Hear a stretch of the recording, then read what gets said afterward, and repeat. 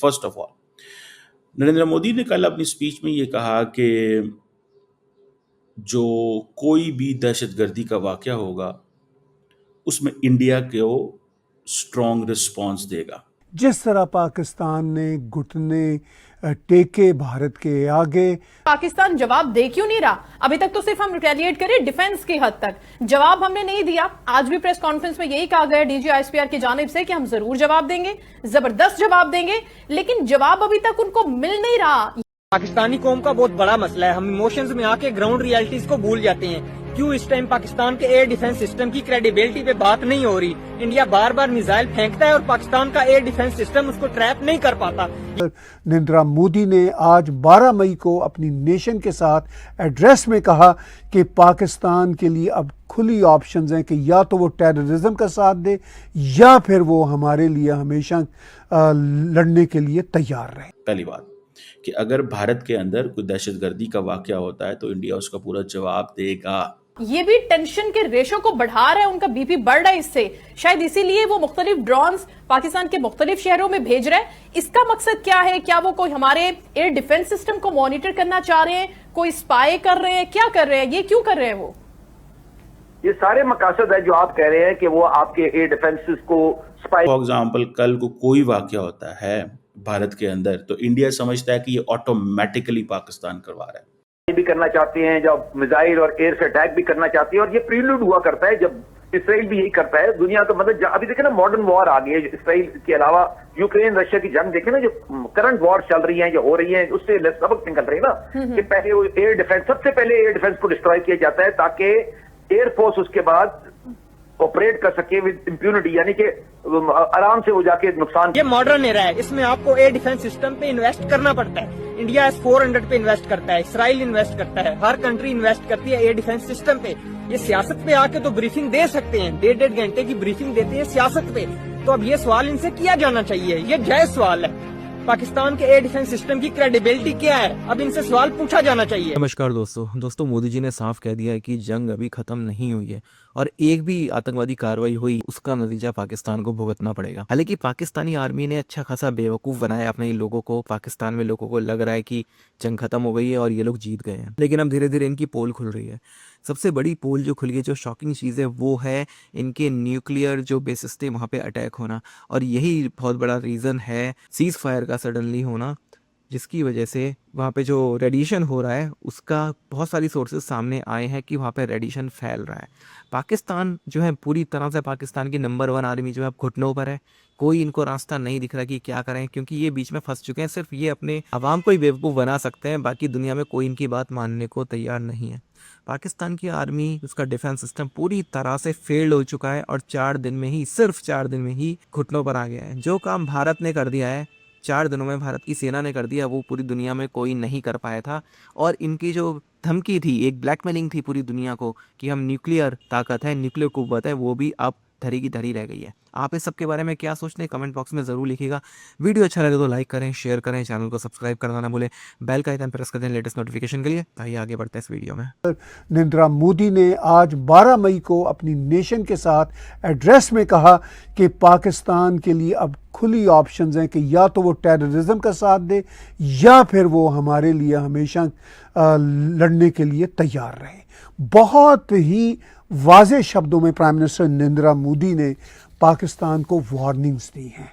اور اسی حوالے سے پرائم منسٹر نریندر مودی نے جب آج کا ایڈریس کیا اپنی قوم کے ساتھ تو اس میں انہوں نے نیوکلیئر کنسرنز کے حوالے سے کیا پریسائزلی بات کی، میں چاہتا ہوں کہ آپ وہ بھی سنیں. کوئی بھی نیوکلیئر بلیک میل بھارت نہیں سہے گا.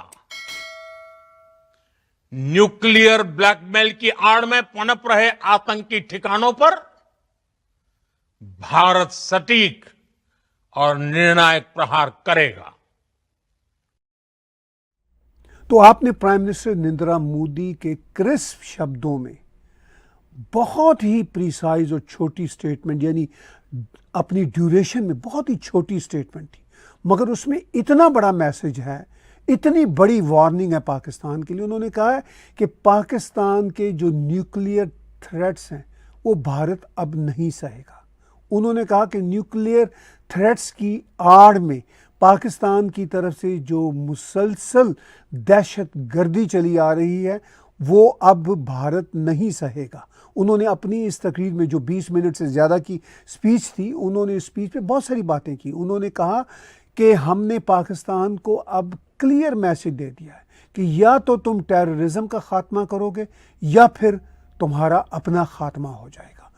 بہت ہی اسٹرانگ شبدوں میں ان کی سپیچ تھی. میں یہاں پہ ایک تھوڑی سی ضمنی بات بھی کر دوں. پرائم منسٹر نریندر مودی نے آج کی تقریر میں یہ کہا کہ بھارت کے اندر انہوں نے یعنی پاکستان آرمی نے گردواروں کے اوپر حملے کیے, جنتا کے اوپر حملے کیے, اسکولوں کے اوپر حملے کیے, مندروں کے اوپر حملے کیے. تو اس میں پاکستان کے جو سو کالڈ لبرلز ہیں وہ ایکسپوز ہو گئے ہیں. تو وہ یہ کہہ رہے ہیں کہ دیکھیے پرائم منسٹر کتنا جھوٹ بول رہا ہے بھارت کا. بھائی گردوارے پہ حملہ ایویڈنٹ ہے. بھارت کے ہر شہر میں مندر تو چھوٹی چھوٹی گلیوں میں چھوٹے چھوٹے مندر بنے ہوتے ہیں. تو جب آپ سویلینز کے علاقوں پہ حملہ کریں گے تو آف کورس مندر بھی انڈر اٹیک ہے, اسکول بھی انڈر اٹیک ہیں. تو prime minister Narendra Modi realities بتا رہے ہیں, مگر پاکستان کے اب لبرلز بھی ایکسپوز ہو چکے ہیں, بری طرح ایکسپوز ہو چکے ہیں.